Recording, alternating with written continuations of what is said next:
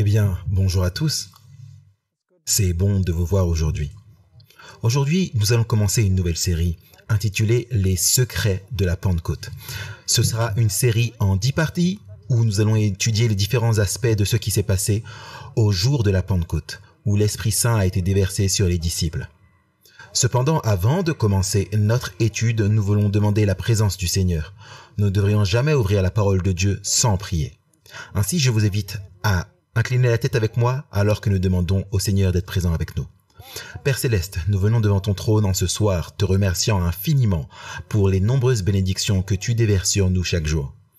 Nous te remercions particulièrement pour le don qui est au-dessus de tout don, le don du Saint-Esprit. Parce que nous savons que lorsque nous avons l'Esprit Saint, toutes les autres bénédictions viennent à sa suite.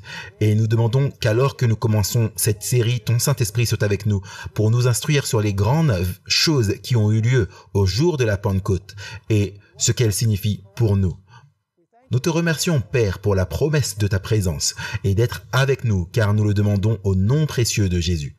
Amen. Le titre de notre étude aujourd'hui, c'est « Le retour du héros de guerre ». Et alors que nous commençons, j'aimerais dire que la loi de Dieu exige de nous la perfection absolue, sans péché. Si nous n'offrons pas à la loi la perfection absolue qu'elle exige, la loi nous dit que nous devons mourir. Donc en résumé, les êtres humains ont un double coup dur, parce qu'après, nous ne pouvons pas offrir à la loi la perfection absolue, parce que la Bible dit que tous ont péché et sont privés de la gloire de Dieu. Et deuxièmement, parce que nous ne pouvons pas offrir à la loi la perfection absolue, la loi nous dit que nous devons mourir. Et en résumé, toute la race humaine est dans le couloir de la mort. Maintenant, comment l'homme pourrait-il échapper à cette situation difficile? Il n'y avait qu'une seule solution.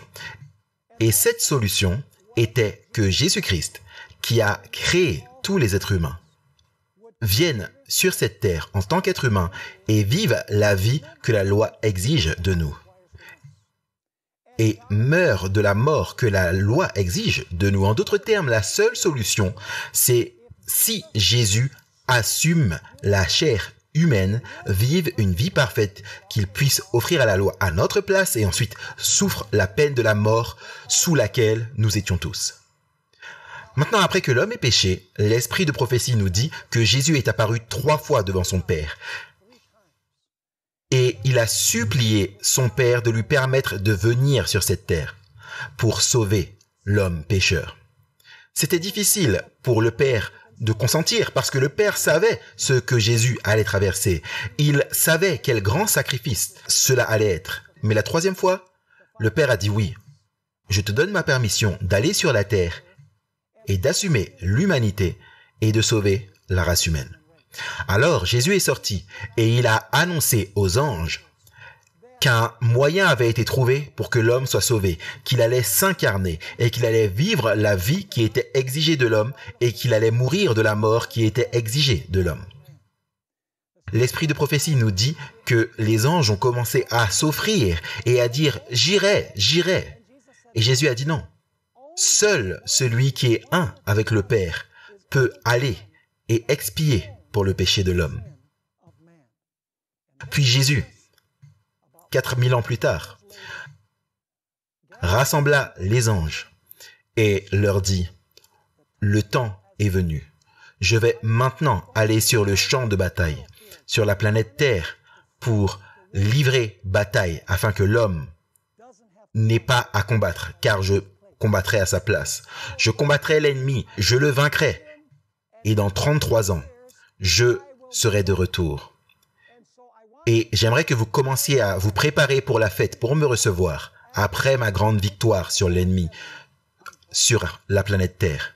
Et ensuite, par un miracle, qu'aucun de nous ne pourra pleinement comprendre, le Christ divin a été transplanté dans ce monde et a reçu une nature humaine. Et maintenant, nous avons Dieu et l'homme en une seule personne sur la planète Terre, prêts à livrer bataille avec l'ennemi et à reprendre à Satan ce que Satan avait enlevé à l'homme. Maintenant, quand Jésus est venu sur cette terre, sa mission impliquait deux choses principales. Pour être victorieux, Jésus devait tout d'abord vivre une vie parfaite qu'il pouvait offrir à la loi à notre place. Deuxièmement, Jésus devait payer la peine de mort que la loi exige de nous parce que nous sommes tous pécheurs. Maintenant, pour que le diable réussisse dans sa bataille contre le Christ, le diable devait empêcher Jésus de vivre cette vie parfaite. En d'autres termes, le diable devait infecter Jésus avec le virus du péché, afin que Jésus échoue dans sa mission de vivre une vie parfaite qu'il puisse offrir à la loi. Après, le diable, s'il ne pouvait pas infecter Jésus avec le virus du péché, il pouvait essayer d'empêcher Jésus d'aller à la croix pour offrir sa vie. Le diable utiliserait quatre méthodes de base pour faire échouer Jésus dans sa mission. Numéro 1, il essaierait de l'infecter avec le virus du péché. Numéro 2, il essaierait de le tuer avant que l'heure ne vienne pour Jésus de donner sa vie volontairement. Numéro 3, le diable essaierait de le distraire vers une route secondaire et de cette façon l'empêcher d'aller à la croix. Et quatrièmement, le diable essaierait de décourager et de frustrer Jésus au point que Jésus dise « À quoi bon faire tout ça? À quoi bon passer par tout ça? Je vais juste partir et aller dans un endroit où je suis apprécié et aimé. » Et d'ailleurs, si vous lisez Jésus-Christ dans le chapitre intitulé « Gethsémané », Jésus aurait pu choisir de partir avant d'avoir fini sa mission. Et donc, en résumé, vous avez cette bataille qui allait se produire quand Jésus est venu. Jésus, avec l'intention de vivre une vie parfaite et d'offrir volontairement sa vie à la place de la vie des pécheurs, et le diable essayant de l'infecter avec le péché et de l'empêcher de vivre la vie parfaite et de l'empêcher d'aller à la croix. Puis, après 3 ans et demi, où le diable a échoué dans sa bataille contre Christ, n'étant pas capable de l'infecter une seule fois avec le virus du péché, Jésus était suspendu à la croix, encore vivant, sur le point de donner sa vie à la place des êtres humains. Et Jésus a crié alors qu'il était sur la croix, « Tout est accompli ». Et il criait vers son Père, puis la Bible dit qu'il inclina la tête et qu'il expira. Il a cessé de respirer. Il avait remporté la victoire sur l'ennemi. J'aimerais lire une description de cela alors qu'on la trouve dans Jésus-Christ à la page 758.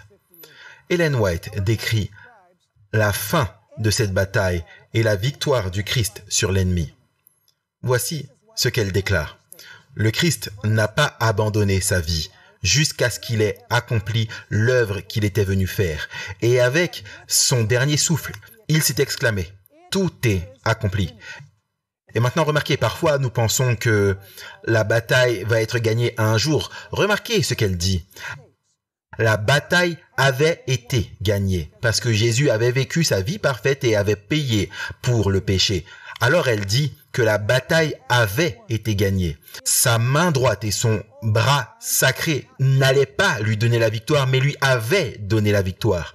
En tant que conquérant, remarquez le mot qui est utilisé avec le petit mot victoire et aussi le mot conquérant. En tant que conquérant, il a planté sa bannière sur les hauteurs éternelles. N'y avait-il pas de la joie parmi les anges ?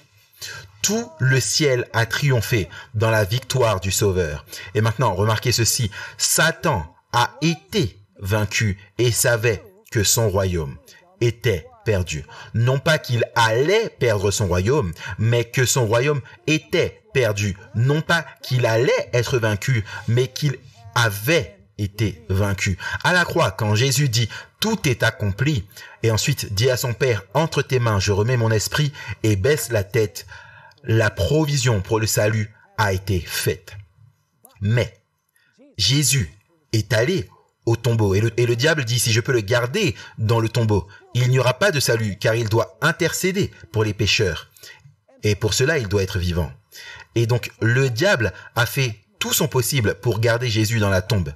Il a influencé les Romains pour mettre une énorme pierre devant la tombe. Il a également influencé Pilate pour mettre une garde romaine, puis le diable a placé ses anges maléfiques à l'extérieur de la tombe dans l'intention de garder le donneur de vie à l'intérieur de la tombe. Mais très tôt, le premier jour de la semaine, 2 anges sont descendus du ciel. L'un des anges a enlevé l'énorme pierre comme si c'était un caillou et s'est assis dessus. L'autre ange s'est tenu devant la tombe et a crié d'une voix forte, « Ô Fils de Dieu, ton Père t'appelle !» Soudainement, hors de la tombe, est sorti Jésus-Christ. Et Jésus, avec une voix qui a tonné et fait trembler la terre, a crié, « Je suis la résurrection et la vie. » À ce moment-là, Satan savait que son royaume était condamné. Et alors, bien sûr, nous savons que Jésus a passé 40 jours ici, sur cette terre, tout d'abord pour donner des preuves indubitables qu'il était ressuscité, et ensuite pour enseigner à ses disciples le sens des prophéties qu'ils avaient mal comprises. Autrement dit, la Bible nous dit qu'il leur expliquait les choses concernant le royaume de Dieu. Puis, après avoir passé 40 jours ici, Jésus, réuni sur le mont des Oliviers avec ses disciples, monta au ciel depuis le mont des Oliviers. Lisons cela dans Actes chapitre 1 et le verset 9 à 11. Actes chapitre 1, verset 9 à 11. Il est dit, après avoir dit cela, pendant qu'ils regardaient, une nuée le déroba à leurs yeux. Et comme ils avaient les regards fixés vers le ciel pendant qu'ils s'en allaient, voici 2 hommes vêtus de blanc leur apparurent et dirent, « Hommes galiléens, pourquoi vous arrêtez-vous à regarder au ciel? Ce Jésus qui a été enlevé au ciel du milieu de vous viendra de la même manière que vous l'avez vu allant au ciel. » Et donc Jésus disparut de la vue de ses disciples. Maintenant, vous êtes-vous déjà demandé comment le ciel a réagi quand Jésus est arrivé? Vous dites, eh bien, je ne pense pas que la Bible ait quelque chose à dire sur la fin de l'ascension, quand Jésus est réellement arrivé au ciel, n'est-ce pas? Le fait est que la Bible nous dit que tout le ciel se préparait à recevoir Jésus lors de son ascension. En fait, Jésus a dit aux anges 33 ans avant, préparez la fête, parce que dans 33 ans, je serai de retour et je serai victorieux sur l'ennemi. Maintenant, allons dans Apocalypse chapitre 4, où nous avons une description de la préparation de la salle du trône céleste pour recevoir Jésus-Christ lors de son ascension. Il est dit dans Apocalypse 4 et le verset 1, « Après ces choses, je regardais, et voici, une porte était ouverte dans le ciel. La première voix que j'avais entendue, comme le son d'une trompette, et qui me parlait, dit, « Monte ici, je te ferai voir ce qui doit arriver dans la suite. » Donc, Jean voit cette porte ouverte dans le ciel. Ce n'est pas la porte du ciel, c'est une porte ouverte dans le ciel. Maintenant, la question est de savoir où est-ce que cette porte mène. On va y arriver dans quelques instants. Passons au verset 2.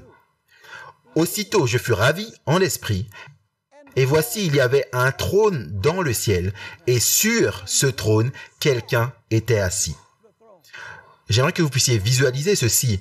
Vous savez, il y a une porte qui est ouverte dans le ciel, et ensuite, Jean, en vision, passe par la porte et il voit le trône, et il y a une personne qui est assise sur le trône.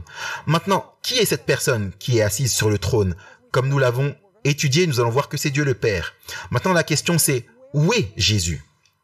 Eh bien, lisons Apocalypse 3, 21 et regardons quelque chose de très intéressant. Apocalypse 3, 21. Quand Jésus est monté au ciel, laissez-moi vous demander, où s'est-il assis? La Bible nous le dit. Regardez Apocalypse 3, verset 21. Il est dit, celui qui vaincra. Ici, Jésus parle. Je le ferai asseoir avec moi sur mon trône, comme moi j'ai vaincu, et je me suis assis avec mon Père sur son trône. Où est-ce que Jésus s'est assis après avoir vaincu ou avoir défait l'ennemi? Il s'est assis avec son Père sur son trône. Mais maintenant, nous avons un problème. Vous dites, eh bien, c'est quoi le problème? Le fait est que dans Apocalypse 4, combien sont assis sur le trône? Seul un, le Père. Où est-ce que Jésus s'est assis quand il est monté au ciel? Avec le Père sur son trône. Donc, il faut que dans Apocalypse 4, Jésus ne soit pas encore monté pour s'asseoir avec son Père sur le trône. Est-ce que vous me suivez ou pas? Parce que le Père est seul là.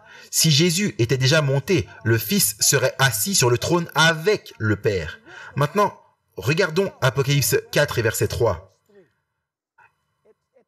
Il nous dit ce à quoi ressemble celui qui est assis sur le trône. Celui qui était assis avait l'aspect d'une pierre de jaspe et de sardoine. Maintenant, jaspe et sardoine, ce sont des pierres rouges. La Bible nous dit que Dieu habite au milieu d'un feu dévorant, qui est rouge. Et donc, vous avez ce thème de coloration rouge, alors que Dieu est vu assis sur son trône. Donc, il est dit, celui qui était assis là était comme un jaspe et une pierre de sardoine. Et il y avait un arc-en-ciel semblable à de l'émeraude. Et j'aimerais que vous puissiez remarquer que Dieu le Père n'est pas assis là tout seul. Il y a d'autres êtres présents également dans cette salle du trône céleste qui va recevoir Jésus. Regardez Apocalypse chapitre 4 et le verset 4. Autour du trône, je vis 24 trônes, et sur ces trônes, 24 vieillards assis, revêtus de vêtements blancs et sur leur tête des couronnes d'or. Donc on n'a pas le temps d'identifier qui sont ces 24 vieillards. Vous devez accepter par la foi que les 24 vieillards sont les représentants des mondes qui n'ont jamais péché. Et si vous êtes intéressé, Secret Unsealed a toute une série sur les 24 vieillards où vous pouvez trouver les preuves bibliques et de l'esprit de prophétie sur ce point particulier. Mais j'aimerais que vous puissiez remarquer que ici, vous avez Dieu le Père et aussi tous les représentants des mondes de l'univers. Le conseil céleste a été invité à la réception de Jésus. Et ensuite, on va sauter le verset 5. On va y revenir dans un instant. Allons au chapitre 4 et le verset 6 puis 8. Ici, on a un autre groupe qui est présent. Il est dit, là, dans Apocalypse 4 et verset 6, « Il y a encore devant le trône une mer de verre, semblable à du cristal, et au milieu du trône et autour du trône, il y avait 4 êtres vivants remplis de Dieu, devant et derrière. » Et maintenant, on va descendre au verset 8. « Les 4 êtres vivants ont chacun 6 ailes, et ils sont remplis de Dieu tout autour et au-dedans, et ils ne cessent de dire jour et nuit, « Saint, Saint, Saint, et le Seigneur Dieu, le Tout-Puissant qui était, qui est et qui vient. » Maintenant, la question, c'est de savoir qui sont ces 4 êtres vivants. Ils sont en fait des séraphins. Ce sont des anges à 6 ailes. Vous dites, eh bien, comment est-ce qu'on sait ça? Eh bien, tout ce qu'on a à faire, c'est d'aller dans Ésaïe chapitre 6 et les versets 1 à 3. Nous avons déjà vu dans Apocalypse 4 2 caractéristiques. Numéro 1, ils ont 6 ailes, et numéro 2, ils disent Saint, Saint, Saint. Souvenez-vous de ces 2 détails. Allons dans Ésaïe 6, versets 1 à 3, qui est l'appel du prophète Ésaïe. Et Ésaïe a cette vision du ciel et Dieu assis sur son trône, tout comme dans Apocalypse 4. Et j'aimerais que vous puissiez regarder un détail, commençons au verset 1. L'année de la mort du roi Osias, je vis le Seigneur assis sur un trône très élevé, et les pans de sa robe remplissaient le temple. Des séraphins se tenaient au-dessus de lui. Donc vous avez un trône et au-dessus du trône, il est dit, se tenaient des séraphins. Chacun avait combien d'ailes? 6 ailes. 2 dont il se couvrait la face, 2 dont il se couvrait les pieds, et 2 dont il se servait pour voler. Ils criaient l'un à l'autre et disaient « Saint, Saint, Saint !» Et l'Éternel des armées, toute la terre est pleine de sa gloire.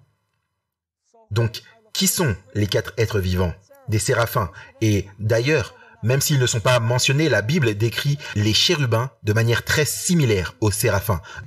Donc il est très probable que des chérubins étaient également présents. Maintenant, il y avait un autre être présent là également. Allons au verset 5, qui est le verset que nous avons sauté. Regardez le verset 5. Il est dit, du trône sortent des éclairs, des voix et des tonnerres. Et ensuite, nous avons ce détail intéressant. Il est dit, devant le trône brûlent 7 lampes ardentes, qui sont quoi? Qui sont les 7 esprits de Dieu. Maintenant, y a-t-il 7 Saint-Esprits? Non, il n'y a qu'un seul Saint-Esprit, mais le chiffre 7 représente la plénitude ou la complétude. En d'autres termes, le Saint-Esprit est présent là, dans sa plénitude, dans cette salle du trône. Et donc, qui est-ce qu'on a présent là? On a le Père sur le trône, les chérubins et les séraphins sont présents là, les représentants des mondes sont là, l'Esprit Saint dans sa plénitude est là dans la salle du trône.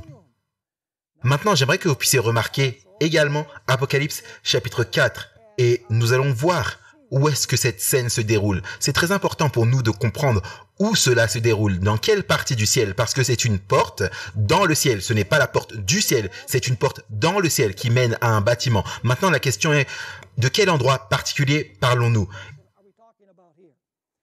Il ne fait aucun doute que cela fait référence au lieu saint du sanctuaire céleste. Vous dites, comment est-ce qu'on sait ça? Eh bien, Apocalypse 4, verset 5, nous dit: du trône sortent des éclairs, des voix et des tonnerres, comme on l'a lu. Devant le trône brûlent 7 lampes ardentes, qui sont les 7 esprits de Dieu. Laissez-moi vous demander, où était le chandelier à 7 branches dans le sanctuaire? Il était dans le lieu saint, et c'était l'huile qui alimentait les lampes, et symboliquement, l'huile représente le Saint-Esprit. Et donc, nous trouvons ici que l'Esprit Saint est représenté par le chiffre 7, les 7 lampes. Alors, où est-ce que cela se déroule-t-il? Dans le lieu saint, parce que le chandelier à 7 branches était dans le lieu saint.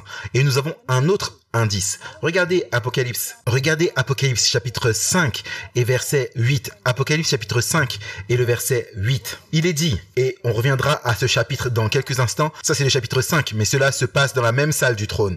Il est dit ici dans Apocalypse 5 et le verset 8. Quand il eut pris le livre, c'est le Père, les 4 êtres vivants et les 24 vieillards se prosternèrent devant l'agneau, tenant chacun une harpe et des coupes quoi? Et des coupes d'or remplies de parfums, qui sont les prières des saints. Laissez-moi vous demander, dans quel appartement l'encens était offert dans le sanctuaire? C'était dans le lieu saint. Donc nous avons 2 indices que cela se déroule dans le lieu saint du sanctuaire céleste. Numéro 1, le chandelier à 7 branches, qui représente l'Esprit Saint, et numéro 2, l'autel d'encens, parce que l'encens est présenté. Donc la salle du trône qui est préparée pour l'arrivée du héros de guerre, l'arrivée de Christ, c'est le lieu saint du sanctuaire céleste. Maintenant, j'aimerais que vous puissiez remarquer le chant qui est chanté par ceux qui sont présents là dans la salle du trône. Apocalypse chapitre 4 et versets 9 à 11. Nous allons voir que cet hymne est dirigé et s'adresse à celui qui est assis sur le trône. Il est dirigé vers Dieu le Père, et le thème central de l'hymne, c'est la création. Il n'y a aucune référence à la rédemption. Il n'y a qu'une référence à la création, en l'honneur de celui qui est assis sur le trône. Il est dit ici, dans Apocalypse 4, verset 9, « Quand les êtres vivants rendent gloire et honneur et action de grâce à celui qui est assis sur le trône, à celui qui vit au siècle des siècles, les 24 vieillards se prosternent devant celui qui est assis sur le trône, et ils adorent celui qui vit au siècle des siècles, et ils jettent leur couronne devant le trône en disant, maintenant regardez c'est quoi le thème de ce chant, tu es digne, notre Seigneur, notre Dieu, de recevoir la gloire, l'honneur et la puissance. Car quoi? Car tu as créé toutes choses, et c'est par ta volonté qu'elles existent et qu'elles ont été créées. Maintenant, vous dites, est-ce que ce n'est pas Jésus le créateur selon la Bible? Oui, Jésus est le créateur. Il est. Jésus est le maître d'œuvre. Mais le Père est l'architecte. Est-ce que vous avez remarqué la dernière partie de ce verset? Il nous donne l'indice. Il est dit, car tu as créé toutes choses par ta volonté, elles existent et elles ont été créées. En d'autres termes, Jésus a mis en œuvre la volonté du Père ou le plan du Père dans la création. Mais le Père est le créateur absolu et celui qui est loué ici. Maintenant, qui est notoirement absent au chapitre 4? Numéro 1. Jésus ne se trouve nulle part dans le chapitre 4. Et deuxièmement, il n'y a aucune référence aux hôtes angéliques. Donc vous vous dites, où étaient les hôtes angéliques au chapitre 4? La réponse, nous allons voir, c'est que les hôtes angéliques avaient quitté le ciel pour venir accueillir Jésus. Et il y avait d'autres anges qui étaient postés aux portes pour accueillir également Jésus quand il arriverait. C'est la raison pour laquelle les armées angéliques n'étaient pas là dans la salle du trône, dans le lieu saint. C'est parce qu'ils étaient partis pour ramener Jésus au ciel et pour l'accueillir aux portes de la ville.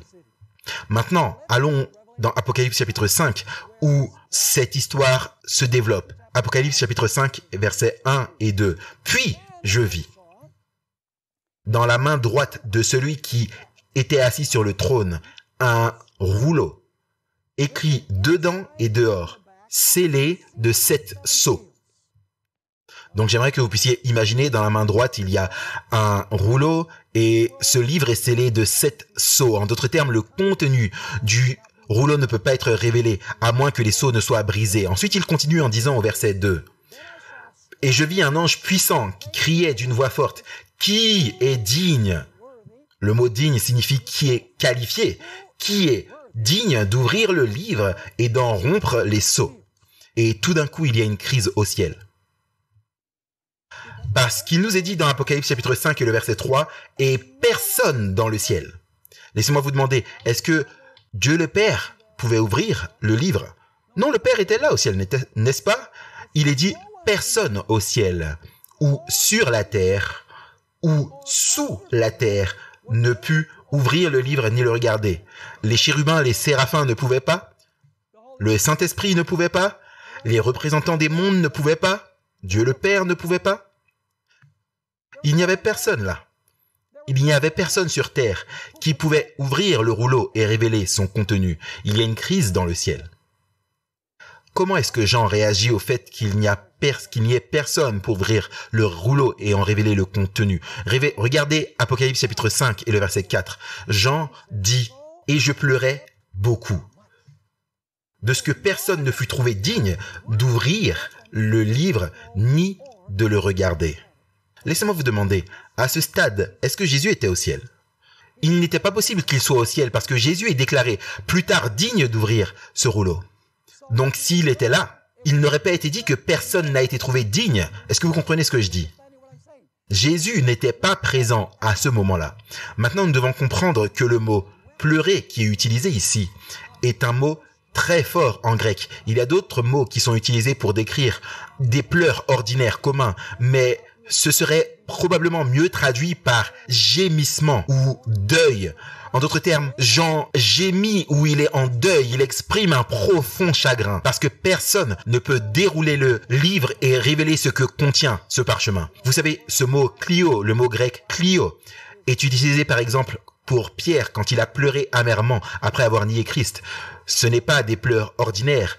Ensuite, il est également utilisé pour décrire le moment où la fille du chef de la synagogue est morte. Les gens sanglotaient et ils criaient. C'est utilisé par les disciples quand ils ont pleuré la mort de Jésus-Christ. Et il est utilisé pour décrire le deuil de Jésus sur Jérusalem alors qu'il descendait du mont des Oliviers pour la dernière fois vers le temple. En d'autres termes, Jean est rempli d'anxiété et de chagrin. Ce parchemin doit avoir quelque chose d'extrêmement important pour que Jean pleure avec une telle angoisse. Donc la question est de savoir que contenait ce parchemin.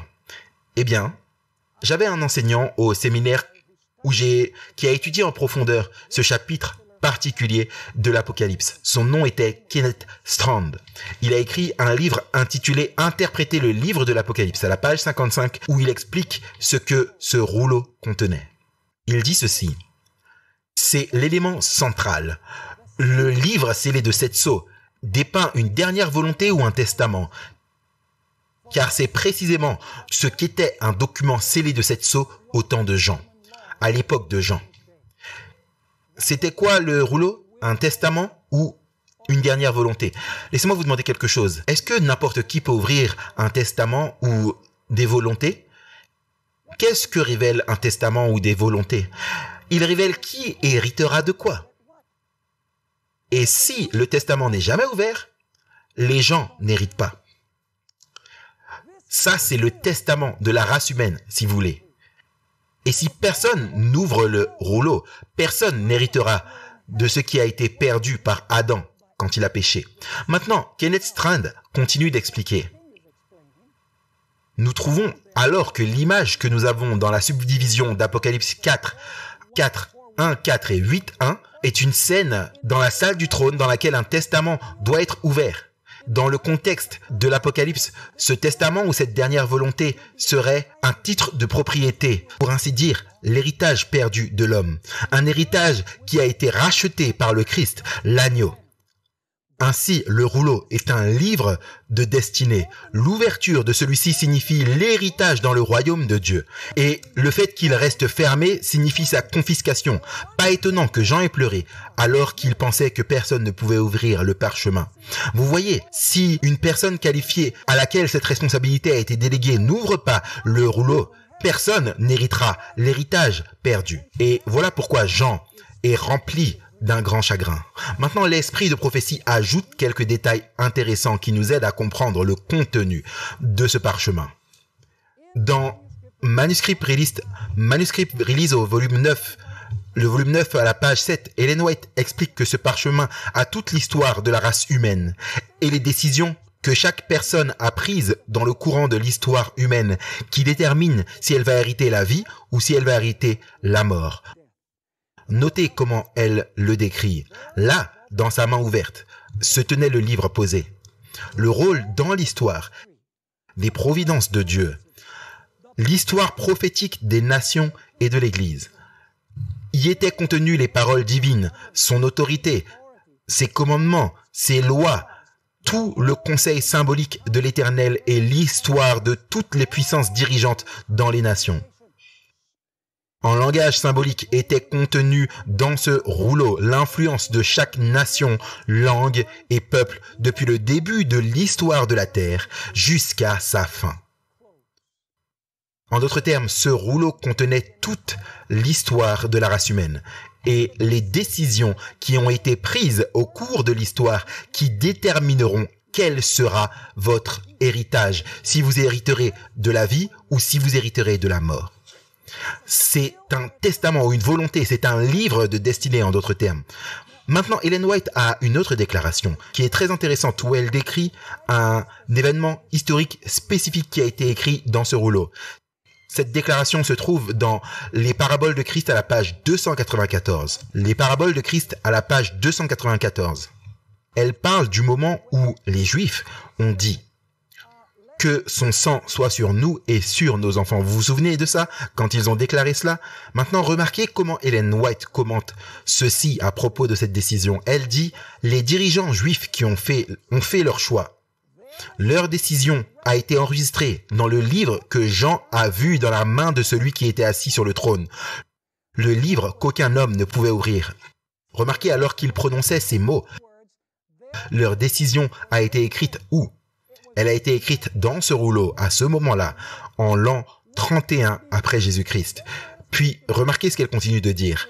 Dans toute sa vindicte, cette décision apparaîtra devant eux au jour où ce livre sera décelé par le lion de la tribu de Juda. Maintenant, remarquons quelques détails importants dans cette déclaration. Numéro 1.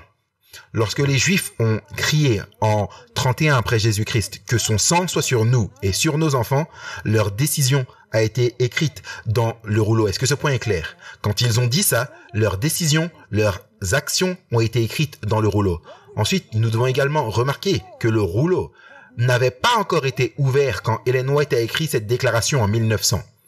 Est-ce que c'est clair?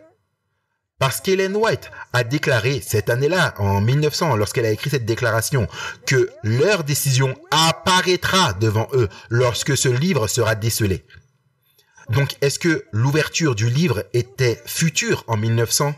Elle était future en 1900.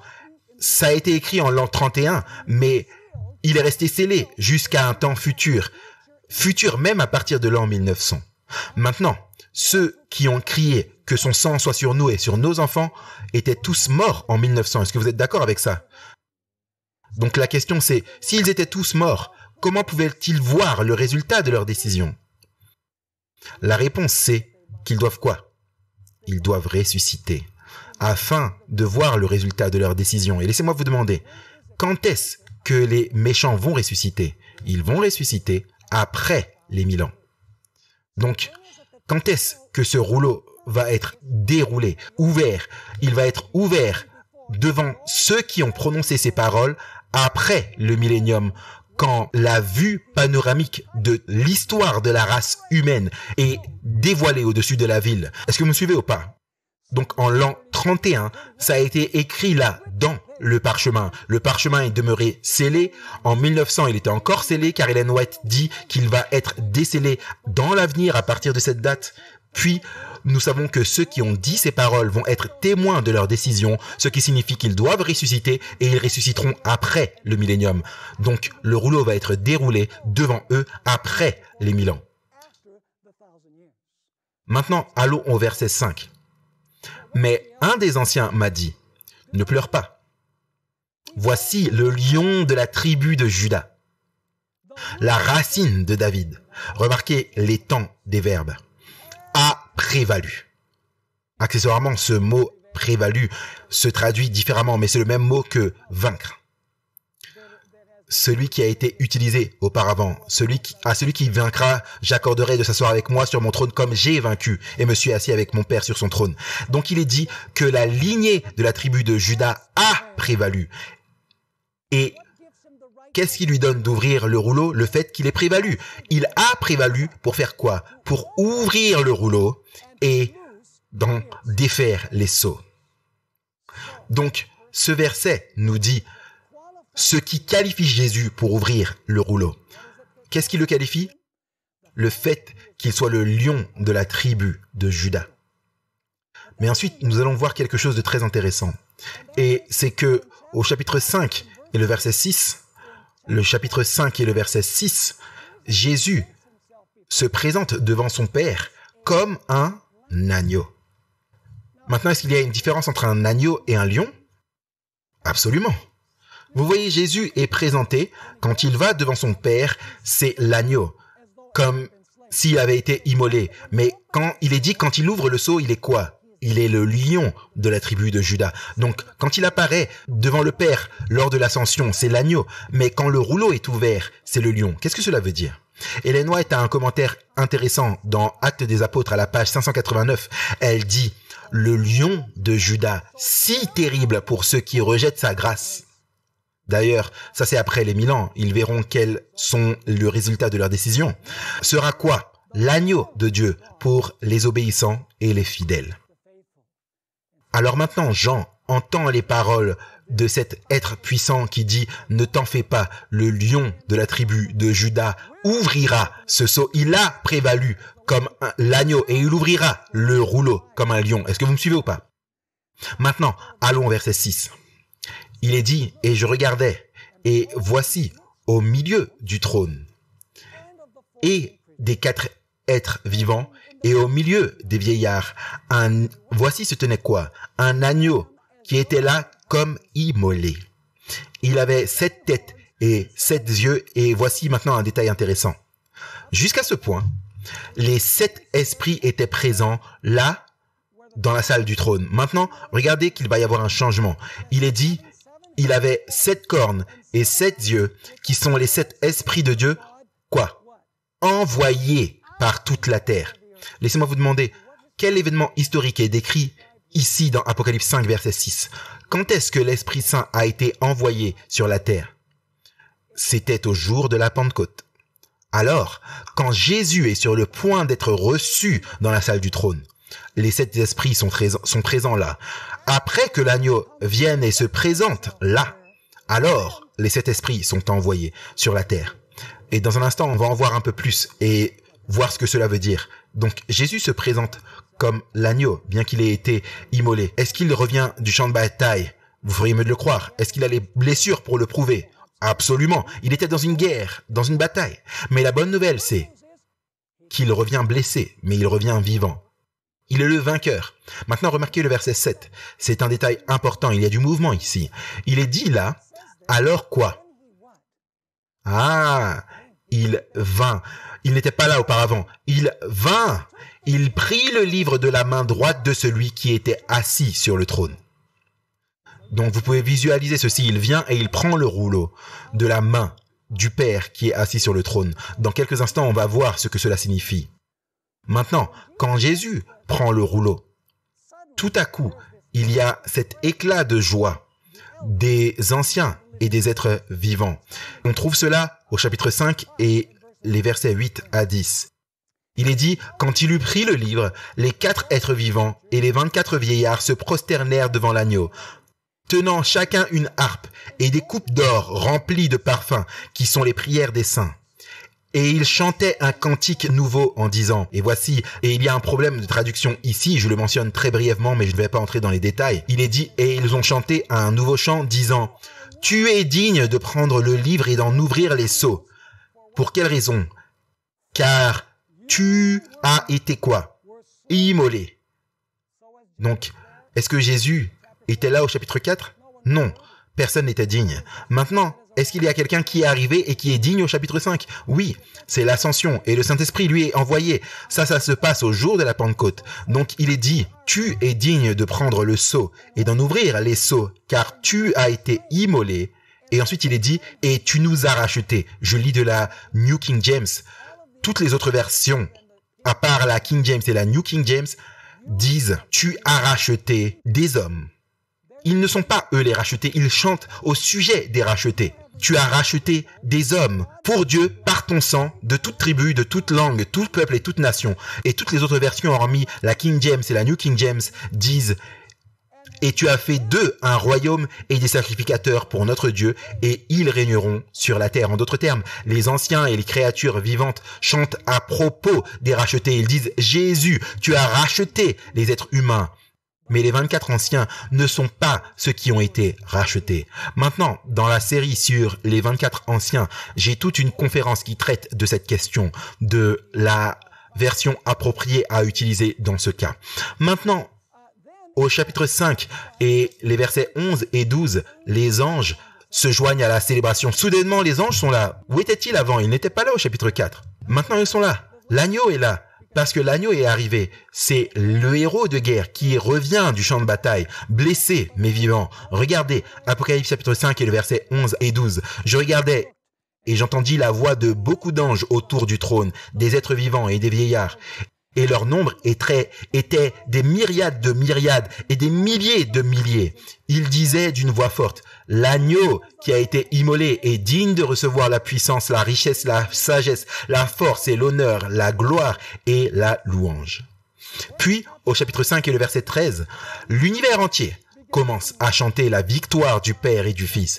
Il y est dit, là au chapitre 5 et le verset 13, « Et toutes les créatures qui sont dans le ciel, sur la terre et sous la terre, sur la mer, et tout ce qui s'y trouve, je les entendis qui disaient à celui qui est assis sur le trône et à l'agneau soit la louange, l'honneur, la gloire et la force au siècle des siècles. » Est-ce que cette scène est une scène majestueuse?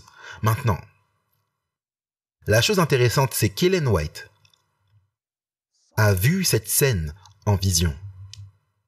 Mais elle ne mentionne pas les individus qui étaient présents là, avec la même terminologie qu'Apocalypse. Elle interprète la terminologie. En d'autres termes, elle ne parle pas d'êtres vivants, d'anciens, d'agneaux, de celui qui était assis sur le trône et les 7 esprits. Elle prend le langage symbolique et elle interprète le langage, elle donne le sens du langage. Maintenant, j'aimerais lire un passage assez long de Jésus-Christ où, si vous ne sentez pas la chair de poule quand je lis ceci, c'est qu'il y a quelque chose qui ne va pas avec vous. Regardez, Jésus-Christ, page 833 à 835. Il est dit là, le ciel tout entier se préparait à souhaiter la bienvenue au Sauveur à son entrée dans les parvis célestes. Jésus montait le premier, suivi d'une foule de captifs. Ça, c'est le sujet prochain dans cette série. Une foule de captifs suivis, délivrés au moment de sa résurrection. L'armée angélique, ça c'est des anges, avec des cris, des acclamations de louanges et des chants, faisait la haie au joyeux cortège comme celui-ci approchait de la cité de Dieu. L'escorte jette ce cri. Porte, élevez vos voûtes, ouvrez-vous toutes grandes, porte éternelle, et le roi de gloire entrera. Est-ce que vous pouvez les entendre chanter? Vous savez, ils accueillent le héros de guerre. Il est de retour après 33 ans et il est victorieux. Maintenant, remarquez ceux qui sont à l'intérieur de la ville sainte, ceux qui sont restés derrière pour accueillir Jésus dans la ville. Les sentinelles qui montent la garde interrogent joyeusement. Qui est-il, ce roi de gloire? Ce n'est pas qu'elle l'ignore, mais c'est pour avoir l'occasion d'entendre cette réponse élogieuse. c'est l'Éternel, le fort, le puissant, l'Éternel puissant dans les batailles. Pourquoi est-il appelé l'Éternel puissant dans la bataille? C'est parce qu'il revient du champ de bataille. Et ensuite ils disent, porte, élevez vos voûtes, élevez-les, porte éternelle, et le roi de gloire entrera. Les anges demandent encore une fois, qui est-il, ce roi de gloire? Car il ne se lasse pas d'entendre exalter son nom. L'escorte répond, c'est l'Éternel des armées, c'est lui, le roi de gloire. Alors la porte de la cité de Dieu s'ouvre toute grande. Ça, ce n'est pas la porte dans le ciel que Jean a vue. Ça, c'est la porte qui mène à la ville. Il est dit, alors la porte de la cité de Dieu s'ouvre toute grande, et la troupe angélique s'y engouffre dans une explosion d'harmonie triomphante. Donc là, on sait pourquoi les anges n'étaient pas au chapitre 4. Regardez. Là se trouve le trône. Vous allez voir clairement qu'Ellen White interprète Apocalypse chapitre 4 et 5. Là se trouve le trône. Entouré de l'arc-en-ciel de la promesse. Est-ce que c'est la scène d'Apocalypse 4, 5? Absolument. Là sont les chérubins et les séraphins. Qui seraient-ils? Les êtres vivants. Et ensuite, elle va vers l'autre groupe, les 24 vieillards. Elle dit les chefs des armées angéliques, les fils de Dieu, les représentants des mondes qui n'ont pas péché, sont assemblés. Et certaines personnes disent, eh bien, Pasteur Bord, il est parlé ici de 3 groupes, car il est dit, là, les commandants des armées angéliques, les fils de Dieu, et les représentants des mondes non déchus. C'est 3 groupes différents. Non. Ellen White utilisait couramment ce type de phraséologie, où elle décrivait le même groupe de 3 manières différentes. Laissez-moi vous donner 3 autres exemples. Ça, c'est à partir de la page suivante de votre matériel. J'aimerais que vous puissiez regarder tout d'abord quand elle parle du réveil et de la réforme. Regardez ce qu'elle dit. Ça, c'est dans Service chrétien, page 42. Elle dit que le réveil signifie un renouvellement de la vie spirituelle, une vivification des pouvoirs de l'esprit et du cœur, une résurrection de la mort spirituelle. Permettez-moi de vous demander, est-ce que ces 3 phrases sont synonymes? Elles le sont très certainement. Ellen White parle également de la façon dont les méchants vont se rassembler dans l'unité à la fin des temps, une apostasie mondiale. Remarquez comment elle décrit cela dans Message choisi, volume 3, page 92. Elle dit il y aura un lien universel d'union, une grande harmonie, une confédération des forces de Satan. Est-ce que ces 3 phrases sont synonymes? Elles le sont très certainement. Laissez-moi vous donner un autre exemple. Jésus-Christ, page 530, elle parle de la vie qui est en Christ. Elle dit en Christ se trouve la vie originale, non empruntée, non dérivée. Vous voyez, c'est une façon dont Ellen White souligne quelque chose. Alors quand Ellen White dit ici que les chefs des armées angéliques, les fils de Dieu et les représentants des mondes qui n'ont pas péché, ce ne sont pas 3 groupes distincts. C'est 3 façons de décrire la même chose. Revenons donc à la déclaration. Elle dit, les chefs des armées angéliques, les fils de Dieu et les représentants des mondes qui n'ont pas péché sont assemblés. Le conseil céleste devant lequel Lucifer avait accusé Dieu et son fils, les représentants de ces royaumes exempts de péché auxquels Satan avait espéré étendre sa domination. Tous sont là, pourquoi? Ah, la fête de réception. Pour acclamer le Rédempteur. Ils sont impatients de célébrer son triomphe et de glorifier leur roi. Mais Jésus les arrête. Vous vous souvenez, dans Apocalypse 5, 7, Jésus devait venir vers le Père pour prendre le rouleau? Regardez ce qui est dit. Mais Jésus d'un signe de la main les arrête. Pas encore. Il ne veut pas recevoir en ce moment le couronnement de la gloire et le manteau royal. Il se présente d'abord à son Père. Vous voyez, c'est là qu'il vient vers le Père. Pour recevoir le livre, bien sûr, il va ouvrir le livre et révéler qui sont ses enfants qui vont hériter avec lui. Il va ouvrir le testament et il va dire « Ceux-ci hériteront avec moi ». Maintenant, regardez, il montre sa tête meurtrie, son côté percé, ses pieds blessés qui portent l'empreinte des clous. Comment est-ce que Jésus se présente là? Comme quoi? Comme l'agneau. Ellen White n'utilise pas le mot agneau. Vous voyez? Elle exprime littéralement l'agneau représente les blessures de Jésus. Elle continue en disant, il présente également les marques de son triomphe. Ça, c'est l'étude prochaine. Il présente à Dieu la gerbe des prémices, ceux qui sont ressuscités avec lui et qui représentent la grande multitude qui sortira du sépulcre à son avènement. Il s'approche du Père, qui entonne un chant d'allégresse chaque fois qu'un pécheur vient à la repentance. Dès avant la fondation du monde, le Père et le Fils étaient engagés par une alliance solennelle à racheter l'homme, au cas où il deviendrait la victime de Satan. Ils avaient arrêté irrévocablement que le Christ se ferait le garant de la famille humaine. Le Christ avait tenu son engagement. C'est à son Père que Jésus s'est adressé lorsque sur la croix il avait crié « Tout est accompli ». Le pacte avait porté ses fruits. Maintenant, il déclare « Mon Père, tout est accompli. J'ai exécuté ta volonté, ô mon Dieu. J'ai achevé l'œuvre de la rédemption. Si ta justice a obtenu satisfaction, je veux que là où je suis, ce que tu m'as donné soit aussi avec moi. » Est-ce que ce n'est pas ce que révèle le rouleau? Qui va être avec lui? Absolument. Maintenant, regardez ce qu'elle continue de dire. Alors la voix de Dieu proclame que la satisfaction a été donnée à la justice. Satan est vaincu. Ceux qui souffrent et qui luttent sur la terre pour le Christ sont acceptés en son bien-aimé. Ils sont déclarés justes en présence des anges du ciel et des représentants des mondes qui n'ont pas péché. Son Église sera un jour où il est. En d'autres termes, l'Église héritera avec lui. Puis elle dit, la bonté et la vérité se sont rencontrées, la justice et la paix se sont embrassées. Le Père entoure son Fils de ses bras et l'ordre est donné que tous les anges de Dieu l'adorent. Est-ce que vous vous souvenez qu'après que l'agneau ait pris le rouleau, il y avait cette célébration par les anciens et la célébration par les êtres vivants et par tous les anges célestes et en fait par tout l'univers?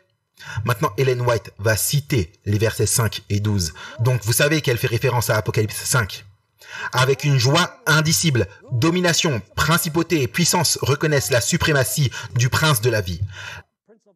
L'armée angélique se prosterne devant lui, tandis qu'un chant joyeux remplit les parvis célestes. L'agneau qui a été égorgé est digne de recevoir puissance, richesse, sagesse, force, honneur et gloire et louange. Apocalypse 5, verset 12.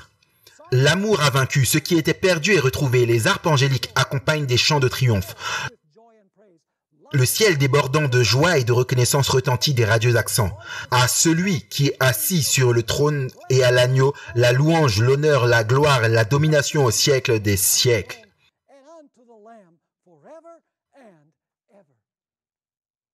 Quelle scène! Est-ce que vous comprenez quel est le sens d'Apocalypse 4 et 5? Maintenant, la question est de savoir quand est-ce que ce rouleau sera décellé. Nous avons mentionné que ceux qui prononcent les mots « que son sang retombe sur nous et nos enfants » vont voir le résultat de leur décision. Pour cela, ils doivent ressusciter. Et ils vont ressusciter après le millénium. Regardez Apocalypse chapitre 20 et les versets 13 et 14. Apocalypse chapitre 20, les versets 13 et 14. On va simplement lire les versets et ensuite on va lire le commentaire fait par l'esprit de prophétie parce que le temps file. Il est dit, la mer rendit les morts qui étaient en elle, et la mort et le séjour des morts rendirent les morts qui étaient en eux. Donc, qu'est-ce que cela signifie? La mer a rendu les morts, et la mort et le séjour des morts ont rendu leurs morts. Cela signifie que quoi? Qu'ils sont ressuscités. Et ensuite, regardez ce qui est dit. Et ils furent jugés, chacun selon ses œuvres.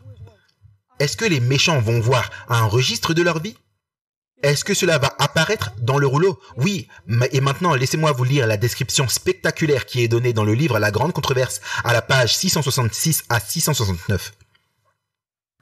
Tous les méchants sont regroupés autour de la vie et il y a cette vue panoramique au-dessus de la ville. Au-dessus du trône se révèle la croix et comme une vue panoramique apparaissent les scènes de la tentation et de la chute et les étapes successives dans le grand plan du salut. Est-ce que vous voyez ce que représente le rouleau? On a vu qu'Ellen White dit que toute l'histoire du monde y est contenue, depuis l'époque d'Adam jusqu'à la fin.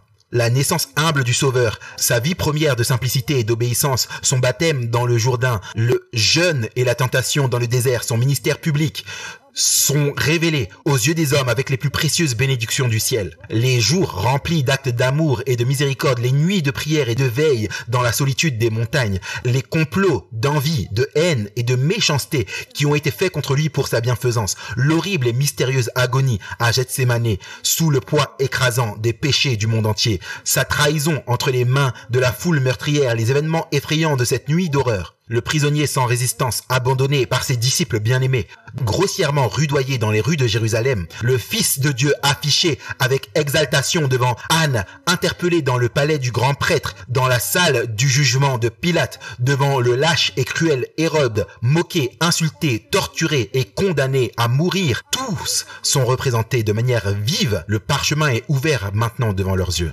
Devant la multitude chancelante et sont révélées les scènes finales. Christ patient, souffrant en marchant sur le chemin du calvaire, le prince des cieux suspendu à la croix, le prêtre hautain et la populace moqueuse se moquant de son agonie. Ténèbres surnaturelles, la terre qui se soulève, les rochers qui se déchirent, les tombes qui s'ouvrent marquent le moment où le Rédempteur du monde a donné sa vie. L'horrible spectacle apparaît tel qu'il était. Satan et ses anges et ses sujets n'ont pas le pouvoir de se détourner de l'image de leur propre travail. Chaque acteur se rappelle des parties qu'il a interprétées. Est-ce que vous vous souvenez? Est-ce que ceux qui ont crié que son sang retombe sur nous et nos enfants vont voir cet événement? Oui.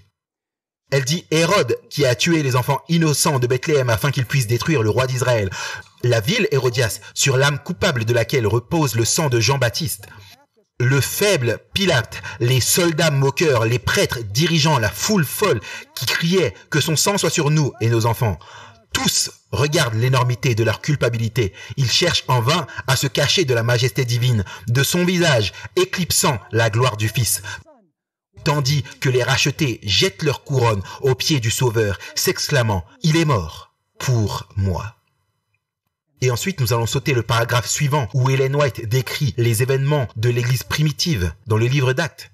Après l'ascension de Christ, elle mentionne Paul, Pierre, Jean. Elle mentionne Néron comme étant au dehors de la ville. Elle mentionne la mère de Néron. Puis elle passe à la description du Moyen-Âge.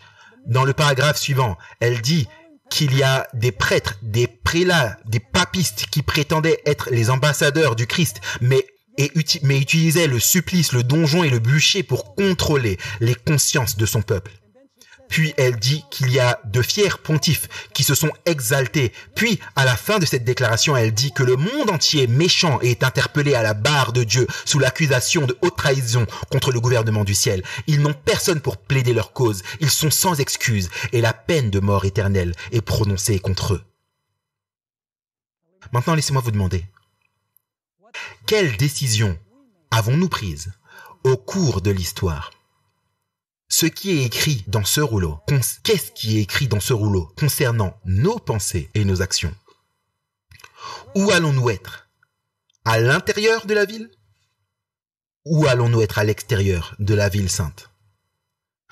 Les décisions que nous prenons au cours de l'histoire, soit d'accepter le Christ et de le suivre, ou de le rejeter, détermineront notre destinée éternelle. Et le plus triste, c'est que Jésus a vécu une vie parfaite à notre place et est mort à notre place.